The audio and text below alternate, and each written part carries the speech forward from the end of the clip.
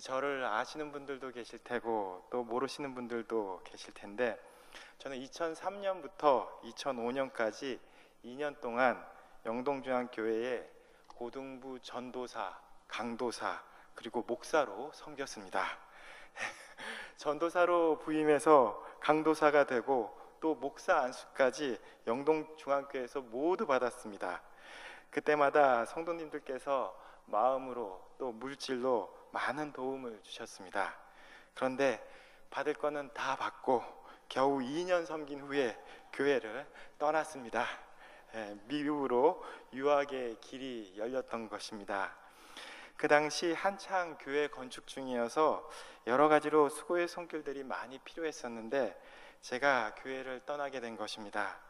사실 미국 신학교 합격 통지서를 받고 한동안 아무한테도 말도 못 건네고 속으로 끙끙 앓았습니다. 특별히 전동훈 목사님께서 저를 아주 많이 아껴주시고 또 계속 사역을 함께 하시기를 원했는데, 그것을 알고 있던 제가 전동훈 목사님께 미국 간다는 말씀을 참아드리기가 어려웠습니다.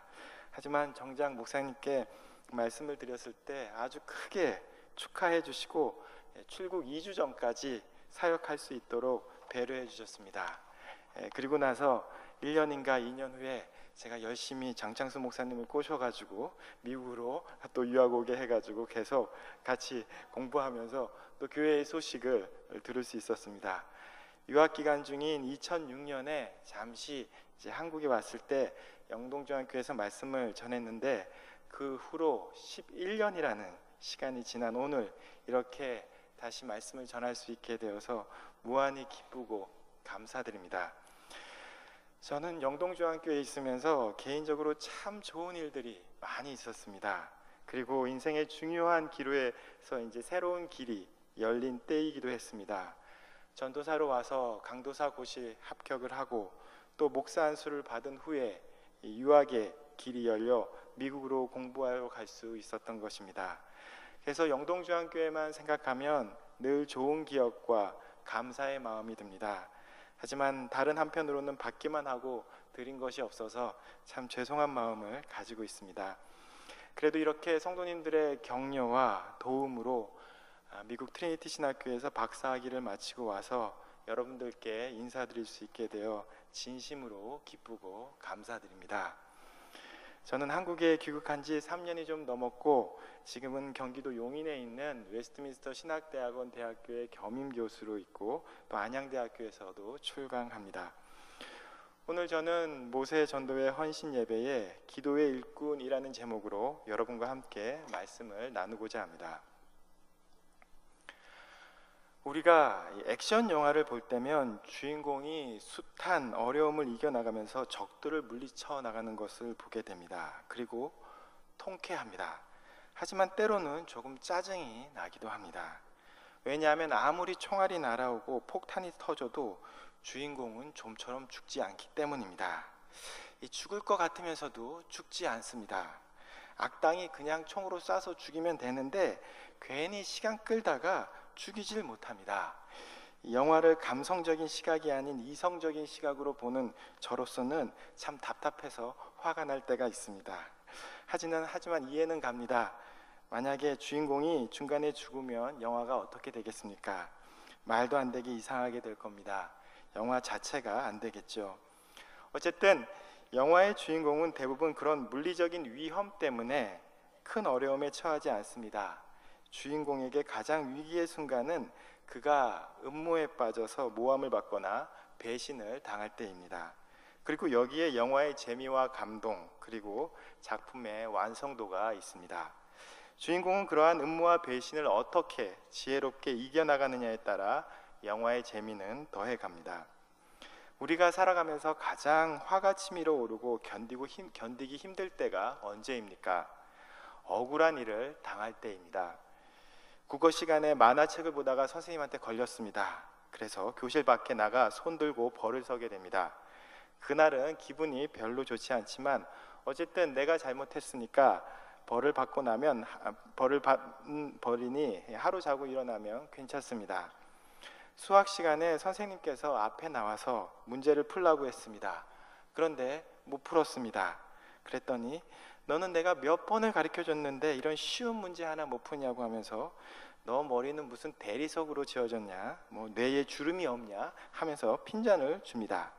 그러면 진짜 기분이 나쁩니다. 모르는데 어떡하란 말입니까?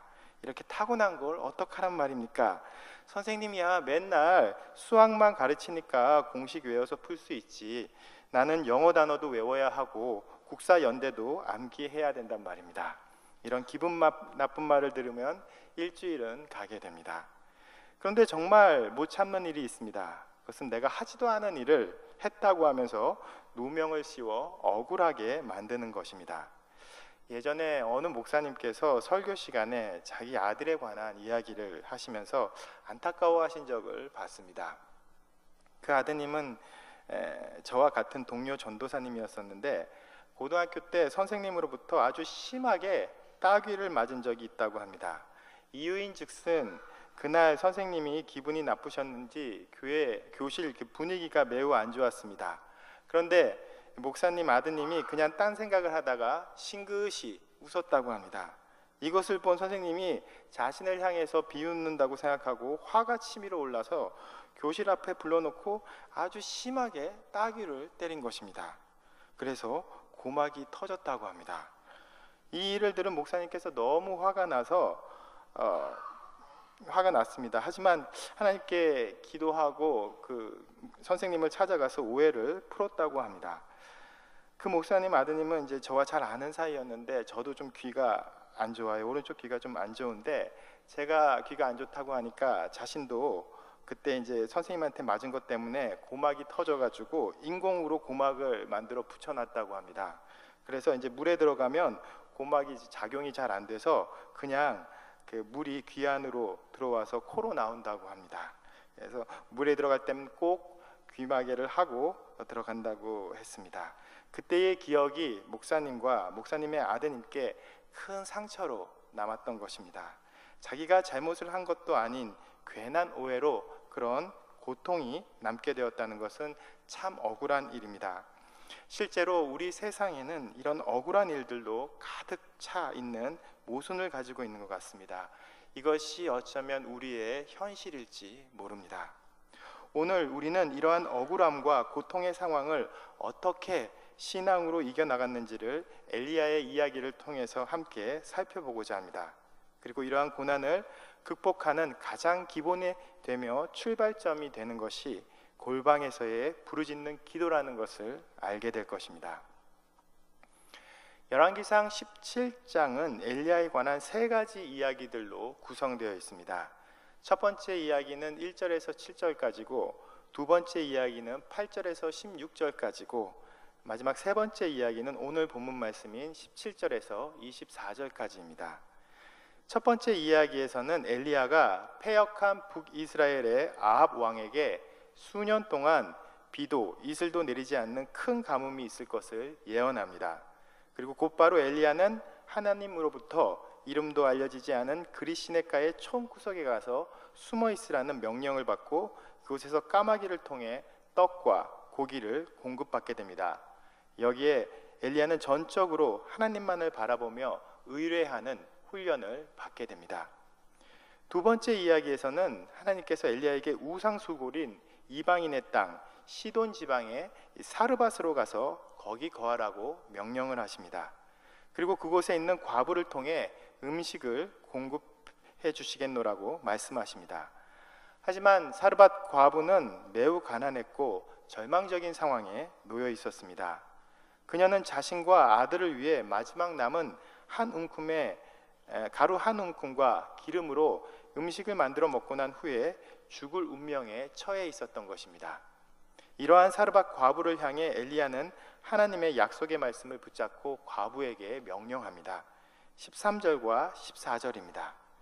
엘리야가 그에게 이르되 두려워하지 말고 가서 내 말대로 하려니와 먼저 그것을 나를 위하여 작은 떡 한 개를 만들어 내게로 가져오고 그 후에 너와 내 아들을 위하여 만들라. 이스라엘의 하나님 여호와의 말씀이 나 여호와가 비를 지면에 내리는 날까지 그 통의 가루가 떨어지지 아니하고 그 병의 기름이 없어지지 아니하리라 하셨느니라. 엘리야는 하나님의 약속의 말씀대로 명령했고 사르밧 과부는 그 말씀대로 믿고 순종했습니다. 그리고 그녀는 자신이 가진 전부를 드렸습니다. 이때 놀라운 일이 일어납니다. 하나님의 약속의 말씀대로 통의 가루가 떨어지지 않고 병에 기름이 없어지지 않았습니다. 그리고 큰 가뭄의 고난의 시간을 이겨나갔습니다. 그런데 이렇게 해피엔딩으로 끝날 것 같은 과부의 집에 갑자기 엄청난 재앙이 몰아닥칩니다. 과부의 하나밖에 없는 아들이 갑자기 병들어 죽게 된 것입니다. 17절을 보겠습니다. 이 일 후에 그 집 주인 되는 여인의 아들이 병들어 증세가 심히 위중하다가 숨이 끊어진지라. 무슨 병인지는 성경에서 말하고 있지 않지만 어쨌든 병의 증세가 심해지기 시작하다가 숨이 끊어져 죽게 된 것입니다. 과부에게 있어서 자신의 아들은 목숨과도 같은 존재였습니다. 이 여인은 과부였습니다. 의지할 남편도 없이 자식 하나만 바라보고 평생을 키워왔던 그 귀한 아들입니다. 그리고 이 아들은 독자였던 것 같습니다. 왜냐하면 과부의 아들에 대한 표현에서 복수가 아닌 단수로 나타나 있기 때문입니다. 이렇게 과부가 되어 하나밖에 없는 아들만 바라보고 살았는데 벼랑간 그 아들이 죽게 되었던 것입니다. 성경은 정확하게 묘사하고 있지 않지만 이 아들의 죽음은 갑작스러웠던 것으로 보입니다. 왜냐하면 이 일 후에란 표현을 보면 엘리야가 과부에게 기적을 베푼 후에 아들이 병들었으니까 그 전에는 아들이 건강했다라는 것입니다. 과부가 엘리야를 만난 후 그리고 엘리야가 기적을 베푼 후 바로 이런 일이 생긴 것입니다. 아들의 죽음은 갑작스러운 병으로 인한 갑작스러운 죽음이었습니다. 정말 과부에게 있어서 이것만큼 절망스러운 것은 없었습니다. 자신의 모든 것을 잃어버렸기 때문입니다. 정말 그렇습니다. 과부에게 남은 것이라고는 자식, 그것도 하나밖에 없는 자식이었는데 그 자식이 죽었던 것입니다. 예전에 한 20년 전쯤에 저희 집 위층에 아주 훌륭하신 장로님이 살고 계셨습니다. 들리는 소문에 따르면 장로님의 어머니께서는 우리나라 최초의 여류 의사였다고 하는데 어쨌든 그 집안은 대단한 집안이었습니다. 그 장로님의 양력은 신문에 나온 적이 있는데 한국과 미국의 유수한 대학을 나와 박사학위를 받고 30대에 현대그룹 이사가 될 정도였습니다. 또 사모님은 이화여대에 선발하는 5월의 여왕에 뽑힐 정도로 아주 미모가 뛰어나신 분이었습니다. 그런데 그 장로님 가정에 아들이 하나 있었는데 3대 독자였습니다. 그런 귀한 아들이 대학에 들어가 한창 인생의 꽃을 피울 그 아들이 그만 지하철 전동차에 머리를 부딪혀 즉사하게 되었습니다. 참 안타까운 소식이었습니다. 참 착한 아들이었습니다. 그 가정은 하나님 보시기에 정말 아름다운 가정이었습니다. 교회 일에 매우 헌신적으로 열심이었고 신앙과 인격은 모든 교인들로부터 존경을 받았습니다. 그런데 그런 엄청난 일이 그 가정에 생긴 것입니다. 장로님과 집사님께서 원래 조용한 성품이어서 별로 내색은 하지 않았지만 아들의 죽음 후에 몇 달이 지나서 용인 지역에 단독주택을 짓고 이사를 가게 되셨습니다. 정말 힘드셨던 것 같습니다. 그런데 아들의 죽음에 더해 오해까지 받게 됐습니다. 신문에서는 제대로 알지 못하고 아들이 술에 취해 서성이다가 사고를 당했다고 썼습니다. 잘못된 보도였습니다. 당시에는 지하철에 스크린 도어가 설치되지 않아서 하나 있었습니다. 사고 원인은 귀에 이어폰을 끼고 있다가 전동차 오는 소리를 듣지 못하고 머리를 숙인 채 있다가 변을 당한 것입니다. 장로님과 그 가정이 겪은 고통, 이로 말할 수 없을 것입니다.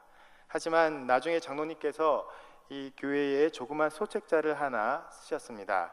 아들의 죽음을 기리며 그를 진정으로 사랑했다는 그 사랑의 고백이 담긴 글이었습니다. 그 고통을 하나님을 바라보며 신앙으로 이겨나가셨던 것입니다. 여러분, 하나밖에 없는 독자를 잃은 사르밧 과부의 심정은 어떠했을까요? 의지할 남편도 없고 천대받고 고생하며 아들 하나만 바라보고 살았는데 그가 죽어버린 것입니다. 도저히 있을 수 없는 일입니다. 이 여인은 분개했습니다. 그리고 자신의 아들이 죽은 원인이 엘리야에게 있다고 생각했습니다. 엘리야가 자신의 집에 온 것과 아들의 죽음을 연관시킨 것입니다. 그리고 이렇게 말합니다. 18절을 보십시오. 여인이 엘리야에게 이르되 하나님의 사람이여 당신이 나로 더불어 무슨 상관이 있기로 내 죄를 생각나게 하고 또 내 아들을 죽게 하려고 내게 오셨나이까. 이 여인은 자신의 신세를 한탄하고 원망했습니다. 그리고 이 모든 책임의 화살을 엘리야에게 돌리고 있는 것입니다. 엘리야, 당신이 내 죄를 생각나게 하고 또 내 아들을 죽게 하기 위해서 여기까지 온 것이 아니냐 하면서 모든 원망을 엘리야에게 돌리고 있습니다. 그런데 가만히 따지고 보면요, 실제로 사르밧 과부가 엘리야에게 한 원망은 매우 부당한 것입니다. 왜냐하면 곰곰이 생각해 보면 엘리야는 과부와 그의 아들이 그 아들을 죽이려고 온 것이 아니라 살리려고 온 것이기 때문입니다. 예전에 과부는 자신이 가지고 있는 마지막 가루 한 움큼과 병에 조금 남은 기름을 가지고 그것을 만들어 먹은 후에 자신의 아들과 죽어버리려고 했습니다. 12절을 보십시오. 그가 이르되 당신의 하나님 여호와께서 살아계심을 두고 맹세하노니 나는 떡이 없고 다만 통에 가루 한 움큼과 병에 기름 조금뿐이라. 내가 나뭇가지 둘을 주어다가 나와 내 아들을 위하여 음식을 만들어 먹고 그 후에 죽으리라. 이런 그들을 엘리야가 살려낸 것입니다. 3년간 비가 내리지 않아 다른 사람들은 다 굶어 죽어가는데 엘리야가 그들을 살려낸 것입니다. 그런데 엘리야를 원망하다니요. 도대체 될 말입니까? 배은망덕한 것도 물론이지 사람을 물에 빠진 사람을 살려놨더니 보따리 내놓으라는 말이 아닙니까? 아니, 죽게 된 사람을 다 살려놨더니 이제 와서 자기 아들을 죽게 만든 장본인이 엘리야라고 원망하는 것입니다. 이것은 완전히 주객이 전도된 것입니다. 엘리야는 억울했을 것입니다. 아니, 분노가 치밀어 올랐을 것입니다. 어쩌면 이런 누명에 대해 배신감마저 느꼈을지도 모릅니다. 하지만 엘리야는 이 상황에 대해 아주 침착하게 대처합니다. 여기서 우리는 엘리야의 위대한 믿음의 모습을 발견하게 됩니다. 그것은 바로 기도입니다. 고난에 직면했을 때 엘리야가 행한 가장 위대한 믿음의 모습은 바로 기도하는 것입니다. 그는 기도의 골방으로 나아갑니다. 엘리야는 사르밧 과부의 억측스러운 원망과 비난을 그대로 감내했습니다. 엘리야는 과부와 아무런 논쟁도 하지 않았습니다. 엘리야는 과부에게 당신이 나에게 어떻게 그럴 수 있느냐, 이 혹독한 가뭄 속에서 내가 너희들을 먹여 살리지 않았느냐, 이렇게 자기 변호의 말을 할 수 있었습니다. 하지만 그는 아무 말도 하지 않았습니다. 단지 과부의 죽은 아들을 달라고 했습니다. 그리고 과부의 품에 있던 아들을 자신의 품에 안고 자신이 거처하는 다락에 올라가 자신의 침상에 그 아들을 놓여 누입니다. 그리고 기도합니다. 19절과 20절 초반부를 보겠습니다. 엘리야가 그에게 그의 아들을 달라 하여 그를 그 여인의 품에 받아 안고 자기의 거처하는 다락에 올라가서 자기 침상에 누이고 여호와께 부르짖어 이르되. 그렇습니다. 오해와 누명의 그 순간 엘리야가 가장 먼저 했던 것은 바로 자신만의 기도의 골방으로 나아갔던 것입니다. 엘리야는 이런 모든 억울함의 상황 가운데 과부에게 자신의 의로움을 변호하지 않았습니다. 또한 과부와 함께 자포자기 심정도 되지 않았습니다. 그가 했던 것은 잠잠히 그리고 담대히 이 모든 문제를 가지고 하나님 앞에 나아갔던 것입니다. 모든 문제가 담겨있는 과부의 죽은 시체를 가지고, 아들의 죽은 시체를 가지고 하나님 앞에 나아갔던 것입니다. 그리고 엘리야는 하나님께 부르짖습니다. 여기서 부르짖는다는 표현이 두 번 나옵니다. 20절과 21절에 여호와께 부르짖어라고 나와 있습니다. 그런데 이 두 부르짖음은 서로 다른 성격을 가지고 있습니다. 첫 번째 부르짖음에서 엘리야는 하나님께 하소연하고 있습니다. 하나님, 어찌하여 또 내가 우거하고 있는 과부의 집에 이런 재앙을 내려 아들을 죽게 하는 것입니까? 하고 하나님께 불평 어린 호소를 합니다. 여기에 또란 말은 가뭄으로 인해서 그 가정이 한 번 고난을 받았는데 이번에는 아들을 죽게 해서 또다시 이런 고난을 주십니까? 라는 것입니다. 하지만 엘리야의 이 불평 어린 하소연 가운데는 믿음이 있습니다. 그것은 예전에 가뭄 속에서 도우셨던 그 손길이 이번에도 역사하실 것이라는 확신입니다. 그래서 그는 다시금 부르짖습니다. 이 두 번째 부르짖음에는 확신이 있습니다. 21절 중반부를 보십시오. 내 하나님 여호와여, 원하건대 이 아이의 혼으로 그 몸에 돌아오게 하옵소서. 살려달라는 확신에 찬 간절한 부르짖음의 기도였던 것입니다. 엘리야는 죽은 과부의 아들을 자신의 몸으로 3번 펴서 감싸 안으면서 기도합니다. 이런 형태의 엘리야의 행위에 대해 학자들 사이에서는 의견이 분분합니다. 어떤 학자는 죽은 아이의 몸을 덮게 해서 온기와 자극을 주려고 했던 것이라고 추측합니다. 이유와 어떻게 됐던 간에 여기서 엘리야의 이런 행위는 온몸을 내던지면서 기도했던 그 기도의 간절함의 표시임이 확실합니다. 자신의 온 몸과 마음을 다해 간절히 하나님께 부르짖으며 메어 달리는 그 열정적인 기도였던 것입니다. 여러분, 우리의 신앙의 모습 또한 이러해야 할 것입니다. 우리의 삶의 고난과 역경이 닥쳤을 때 그 첫 번째 출발점은 우리가 우리 자신만의 기도의 골방으로 나아가는 것입니다. 우리의 억울함을 아시는 분은 오직 하나님밖에 없습니다. 우리가 당하고 있는 고통은 하나님밖에 모릅니다. 아무리 주위 사람들이 나를 억울함과 고통을 이해해 준다고 하더라도 나의 고통을 모두 다 이해해 줄 수는 없습니다. 오직 나의 삶에 직접 들어와 계셔서 나의 아픔과 고뇌를 알고 계시는 분은 하나님 한 분밖에는 없습니다.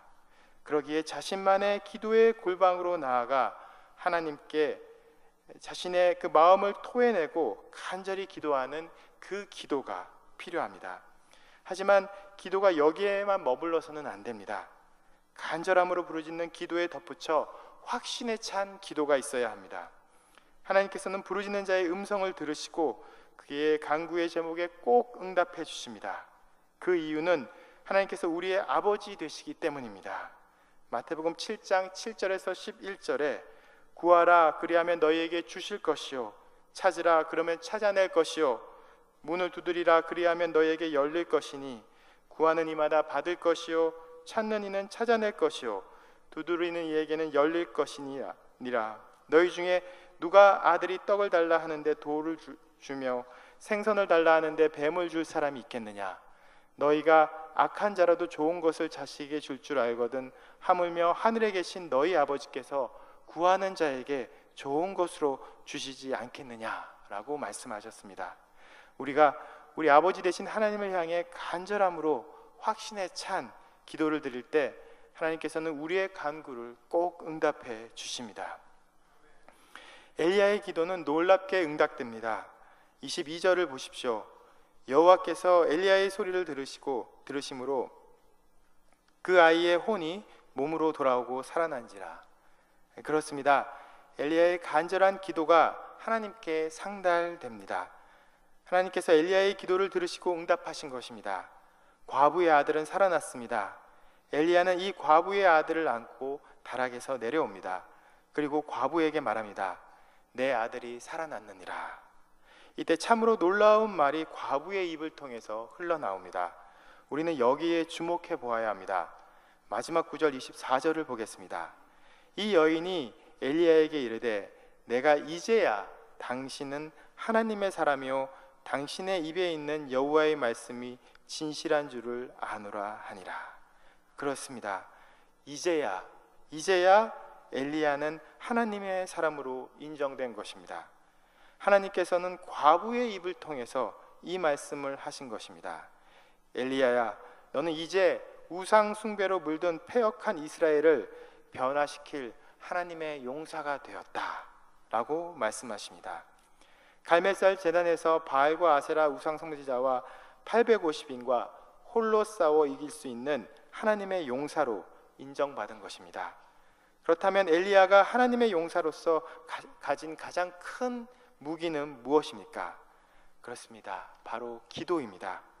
그렇다면 기도가 왜 세상과 싸워나갈 가장 큰 무기가 됩니까? 그것은 기도가 하나님의 능력의 통로이기 때문입니다. 하나님의 성령이 우리의 심령 가운데 부어지고 하나님의 능력이 우리 안에 나올 수 있는 것은 바로 간절한 부르짖음의 기도를 통해서 이루어지는 것입니다.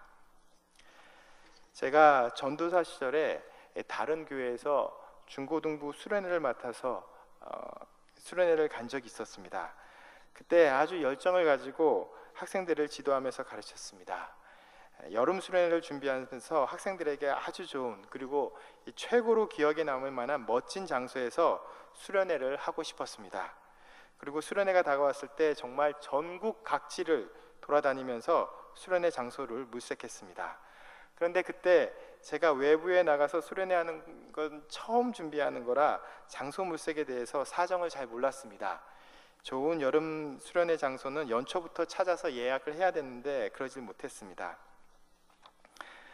좋은 장소는 일찌감치 다 예약이 되어 있었습니다. 그래도 어떻게든 좋은 장소를 구하려고 사방팔방 돌아다녔고 드디어 동해 바다를 볼 수 있는 아주 멋진 장소에서 집회와 행사를 할 수 있게 되었습니다. 그런데 그 와중에 제가 아주 크게 놓친 게 하나 있었습니다. 그것은 장소를 알아보러 다니고 행사 준비한다고 하면서 정작 가장 중요한 말씀 준비와 기도를 제대로 하지 못했던 것입니다. 드디어 수련회가 열렸습니다. 학생들과 동해바다로 보고 멋진 추억도 만들었습니다. 그리고 저녁 집회가 되었습니다. 제가 학생들 앞에 두고 설교를 했습니다. 그런데 그 집회 때 제가 평생 그렇게 설교를 엉망으로 죽을 쓰고 한 적이 없었습니다. 장소 알아보러 다니고 행사 준비하느라고 시간 다 쓰고 또 피곤해서 설교 준비를 제대로 못한 상태에 설교했기 때문에 정말로 엉망으로 했습니다. 제가 설교하면서 무슨 말을 하고 있는지도 모를 정도로 정말로 엉망이었습니다. 학생들은 고개를 숙인 채 거의 다 졸고 있었고 선생님들도 집중을 하지 못한 채 딴 데만 멀쭈히 쳐다보고 있었습니다. 설교를 하면서 제가 마음이 그렇게 안 좋은 적이 없었습니다. 제 자신이 설교를 준비를 못했다는 그런 자책감도 있었지만 더 중요한 것은 아이들이 은혜를 받고 돌아가야 했는데 이 먼 곳까지 와가지고 은혜 하나 못 받고 가야 한다는 것에 대해서 마음이 참 많이 아팠습니다. 설교를 마치고 기도의 시간이 되었습니다. 그때 제가 정말 하나님께 간절히 부르짖었습니다. 하나님, 제가 설교를 너무 못해서 아이들이 은혜를 하나도 받지 못한 것 같습니다.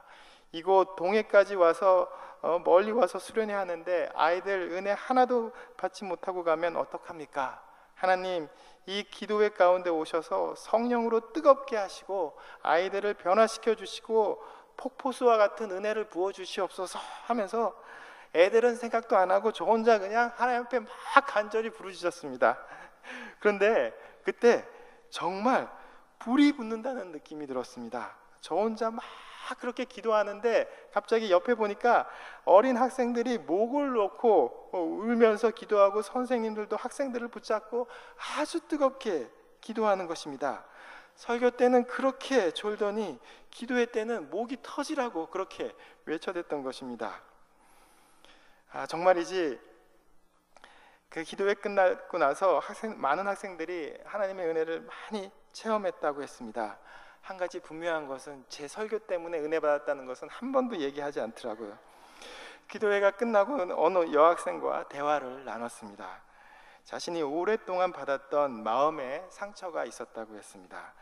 아마 가정에서 받은 것 같았는데 구체적으로는 얘기를 하지 않았습니다. 그리고 하는 말이 기도회 때 하나님을 깊이 만났는데 거기서 깨달은 것이 있다고 했습니다. 그것은 이 문제는 내가 해결할 수 있는 것이 아니라 하나님만이 해결해 줄 수 있는 것이다 라는 것을 알게 되었다는 것입니다. 그리고 기도를 통해서 마음의 상처와 삶의 문제들을 해결하고 또 하나님 앞에 하나님께서 다 이 문제들을 또 앞으로 해결해 주실 것이라는 그런 믿음을 가지게 되었다고 합니다. 저는 그 수련회 때 두 가지를 깨달았습니다. 첫째는 절대로 교만하지 말아야 한다는 것입니다. 멋진 수련의 장소와 잘 짜여진 행사 프로그램, 심지어 잘 만들어진 설교까지도 하나님의 기름 부음이 없이는 절대로 은혜 받을 수 없다는 사실을 알았습니다. 물론 좋은 수련의 장소 구하고 행사 프로그램도 잘 짜야 하고 무엇보다도 설교 준비를 온 힘을 다해서 해야 할 것입니다. 하지만 그것보다 더 중요한 것은 하나님께서 은혜를 부어 주셔야만 한다는 사실을 깨닫는 것입니다. 하나님의 기름 붓는 은혜가 없이는 아무리 훌륭한 무엇을 준비한다고 하더라도 아무것도 아닌 것이 될 것이기 때문입니다. 두 번째는 하나님의 기름 부으시고 은혜와 능력을 주시는 것은 우리의 간절한 기도를 통해서 이루어진다는 것입니다. 여러분, 기도는 무엇입니까? 그것은 내가 할 수 있는 것이 아니라 하나님께서 하실 수 있다는 것에 대한 고백입니다. 그러기에 하나님의 능력을 간절히 간구하는 것이 바로 기도입니다. 어쩌면 수련회 때 제가 설교를 멋지게 잘했으면 기도회 때 그렇게 간절한 기도가 나오지 않았을지도 모릅니다. 설교 때 은혜 받았겠지 하는 교만한 마음 때문에 간절한 기도가 나오지 않을 수도 있었을 것입니다. 물론 목회자가 설교 잘 준비하는 것이 무엇보다도 중요합니다. 목회자의 가장 중요한 일은 말씀 전하는 것이기 때문입니다. 전문적으로 말씀을 연구하고 설교하는 것이 목회자의 제일 큰 의무요 책무이기 때문입니다. 하지만 설교를 잘 준비하는 것만으로 그쳐서는 안 됩니다. 말씀에 하나님의 기름 부음의 역사가 있기 위해 기도가 절대적으로 요구되는 것입니다. 여러분, 우리의 날마다의 믿음의 생활의 기본이 되는 자세가 무엇입니까? 그것은 간절히 엎드려 하나님의 도우심을 구하는 기도입니다. 왜냐하면 기도는 전적으로 우리의 마음을 낮추고 하나님만을 의뢰하게 하기 때문입니다. 간절한 기도를 통해 하나님께서는 우리에게 능력을 주시고 세상을 이길 힘을 주십니다. 오늘 본문에는 나타나 있지 않지만 기도와 관련해서 한 가지만 더 말씀을 드리고 마치고자 합니다. 그것은 우리 모두가 기도의 사명자가 되자라는 것입니다. 예전에 거동이 불편하신 연세가 많이 드신 어느 권사님께서 저에게 이렇게 말씀하시는 것입니다. 자신에게는 사명이 있다고, 기도의 사명이라고. 내가 나이가 들고 몸은 이래도 죽을 때까지 기도의 사명을 가지고 하나님의 일을 위해 온몸을 바쳐 기도할 거라고. 기도하면 하나님께서 모든 것을 다 이루어 주신다고. 매우 단순한 말이었지만 저에겐 매우 충격적이고 도전이 되게 다가왔습니다. 그때 저는 그 권사님의 그 결의에 찬 그 눈빛으로 하시는 말씀을 듣고 참 저도 이 기도의 사명을 가지고 살아야겠다라는 그런 다짐을 하게 됐습니다. 그 권사님의 사명감과 열정은 다른 어떤 젊은이들의 사명감과 열정보다도 더 힘있고 뜨겁게 느껴졌습니다. 자신이 이 예배당에서 생명이 다하는 그날까지 교회와 복음 전도를 위해 목숨을 바쳐 기도하겠다라는 강한 결단과 사명감이 느껴졌기 때문입니다. 누가복음 2장에 과부된 지 84년 된 안나라는 여인이 있습니다. 성경은 그녀를 이렇게 묘사합니다. 또 아셀 지파 바누엘의 딸 안나라 하는 선지자가 있어 나이 매우 늙었더라. 그가 출가한 후 7해 동안 남편과 함께 살다가 과부된 지 84년이라. 이 사람이 성전을 떠나지 아니하고 주야에 금식하며 기도함으로 섬기더니. 나이 많이 된 이 안나라는 여인, 이 안나라는 여인의 사명은 무엇입니까? 하나님께서 이 여인을 부르셔서 주신 사명이 무엇입니까? 그것은 기도입니다. 성전에서 주야로 금식하며 기도하는 기도입니다. 오랜 시간이 지난 후 기도의 여인 안나는 성전에서 아기 예수님을 보게 됩니다. 그리고 그녀는 기도를 통한 깊은 영적인 눈, 그 영안을 가지고 아기 예수님이 누구인지를 대번에 알게 됩니다. 바로 이 세상을 구원할 구세주인 것입니다. 그리고 이 여인은 자신을 둘러싼 사람들에게 말합니다. 이 아기는 인류를 구원할 메시아라는 것을요. 그렇다면 이 여인이 어떻게 아기 예수님을 구세주로 알아볼 수 있었습니까? 성경은 말합니다. 성전에서 주야로 금식하며 기도했기 때문입니다. 나이 많이든 안 나는 성전에서 기도하는 것을 자신의 사명임을 깨닫고 오랜 시간 동안 기도했기 때문에 기도의 깊은 영적인 눈을 가지고 아기 예수님을 알아보며 많은 사람들 앞에서 찬양했던 것입니다. 저는 사도행전을 무척 좋아합니다. 사도행전에는 초대교회의 부흥의 역사가 매우 생동감 있게 기록되어 있기 때문입니다. 예수님께서 부활 승천하신 후에 약속하신 성령을 제자들에게 부어주시고 교회가 탄생하게 되고 성령의 능력 가운데 교회는 크게 성장하며 유대와 사마리아를 넘어 소아시아와 유럽까지 복음이 전파되는 과정을 매우 흥미진진하게 묘사합니다. 그리고 제가 사도행전을 읽으면서 가장 흥미롭게 또 발견하는 것은 초대교회가 이룬 엄청난 그 성령의 부흥의 역사의 한가운데는 바로 기도가 있다는 사실입니다. 사도행전 1장에서 예수님께서 제자들에게 약속하신 성령을 기다리라고 명령하십니다. 이때 제자들은 멍하니 기다리고 있지 않았습니다. 그들은 함께 모여 기도했습니다. 1장 14절에 이렇게 나옵니다. 더불어 함께 모여 오로지 기도에 힘쓰니라. 이렇게 함께 간절히 전심을 다해 기도할 때 사도행전 2장에서 엄청난 오순절 성령 강림이 이루어지고 3,000명이 믿고 회개하는 그 교회가 탄생하게 되는 역사가 일어납니다. 이때부터 교회는 크게 부흥하면서 성장합니다. 하지만 동시에 큰 핍박도 일어납니다. 스데반이 돌에 맞아 죽고 야고보가 헤롯에 의해 처형당하게 됩니다. 그리고 베드로 또한 옥에 갇혀 죽을 위기에 처하게 됩니다. 이때 교회는 베드로를 위해서 간절히 기도합니다. 12장 5절에 이렇게 기록됩니다. 베드로는 옥에 갇혔고 교회는 그를 위하여 간절히 하나님께 기도하더라. 그리고 기적이 일어납니다. 천사를 통해 베드로를 메고 있던 두 사슬이 풀리고 베드로는 옥에서 나오게 됩니다. 이제 팔레스타인을 넘어서 세계 선교의 부흥의 역사는 바울과 함께 시작됩니다. 사도행전 13장부터는 바울 선교 사역이 나오는데 그 첫 시작은 바로 기도입니다. 안디옥 교회는 바울과 바나바를 세우고 파송합니다. 그 과정에서 13장 2절과 3절에 이렇게 묘사됩니다. 성령이 이르기를 내가 불러 시키는 일을 위하여 바나바와 바울을 따로 세우라 하시니 이내에 금식하며 기도하고 이 두 사람을 안수하여 보내니라. 바울은 빌립보에서 전도하다가 점치는 귀신 들린 여종에게 귀신을 내어 쫓습니다. 하지만 이때 주인이 자기 소득이 끊어진 것에 대해서 앙심을 품고 고발합니다. 바울과 바나바는 옥에 갇혀 발에 착고가 묶이게 됩니다. 하지만 바울과 실라는 옥중에서 기도하면서 찬송합니다. 이때 큰 지진이 일어나 옥토가 움직이고 문이 열리며 착고가 풀려집니다. 이 사실을 알게 된 빌립보 간수는 자결하려고 했지만 바울이 그에게 복음을 전해 신자가 되게 합니다. 바울은 마지막 3차 전도 여행을 마치고 예루살렘을 향해 갈 때 자신에게 닥칠 엄청난 고난을 예감합니다. 그리고 마지막으로 밀레도 앞바다에서 자신이 3년간 가르치며 섬겼던 에베소 교회의 장로들과 만나게 됩니다. 바울은 자신의 죽음을 직감하며 장로들 앞에서 이런 위대한 고백을 합니다. 20장 20절에 내가 달려갈 길과 예수께 받은 사명 곧 하나님의 은혜의 복음을 증언하는 일을 마치려 하면은 나의 생명을 조금도 귀한 것으로 여기지 아니하노라.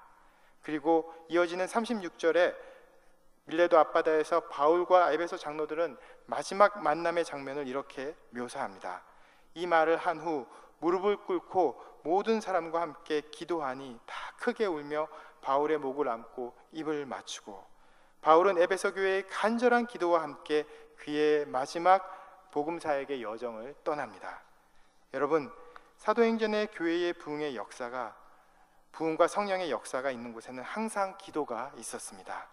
또한 핍박과 환난 가운데 그것을 이겨나가는 곳에도 항상 기도가 있었습니다. 교회의 부흥이 있는 곳에 동시에 핍박이 있습니다. 복음이 전파되는 곳에 동시에 환난이 있습니다. 하지만 핍박을 이기고 성령의 능력으로 부흥이 이루어지는 그 모든 중심에는 또한 기도가 있습니다. 예전에 제가 어느 교회에서 청년부를 맡아 전도 집회를 한 적이 있었는데 참 많이 기도했고 성령의 역사를 크게 느낀 적이 있었습니다. 그때 집회를 마치고 함께 준비하던 청년들이 모여서 이제 평가회를 여는데, 그때 가장 나이가 어린 대학교 1학년 학생이 이런 말을 하는 겁니다. 아주 짧게 말했는데 참 그것이 제 마음에 와 닿았습니다. 저는 전도 이 집회를 하면서 교회가 살아있다라는 것이 무엇인지를 느꼈습니다 라고 말하는 것입니다. 교회가 살아있다, 교회에 생명력이 넘친다. 생명력이 넘치는 교회, 어떤 교회가 그런 교회입니까? 그것은 성령이 역사하는 교회입니다. 그렇다면 성령이 역사하는 교회는 어떤 교회입니까? 바로 기도하는 교회입니다.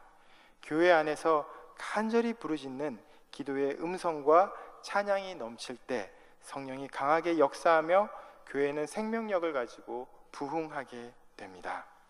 이제 말씀을 마치겠습니다. 우리는 인생을 살아가면서 숱한 어려움에 부딪힙니다.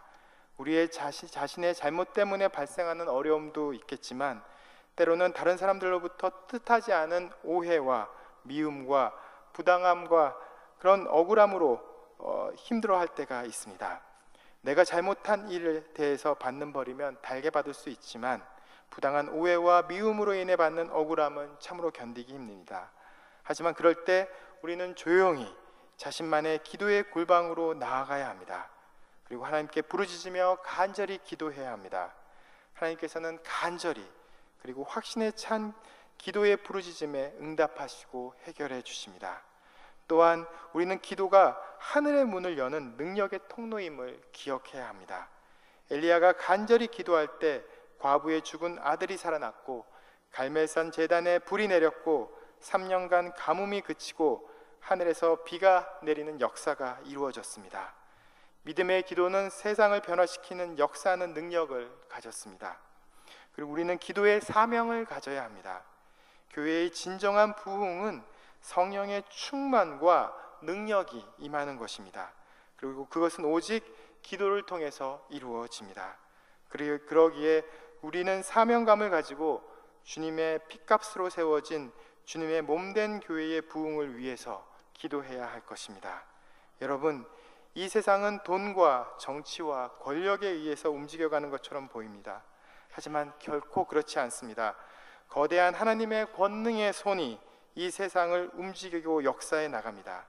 믿음의 눈으로 하나님이 하시는 일을 바라볼 때, 우리는 그리고 우리가 무릎 꿇고 기도할 때 하나님께서는 하늘의 문을 여시고 이 세상을 변화시킬 능력의 힘을 주십니다.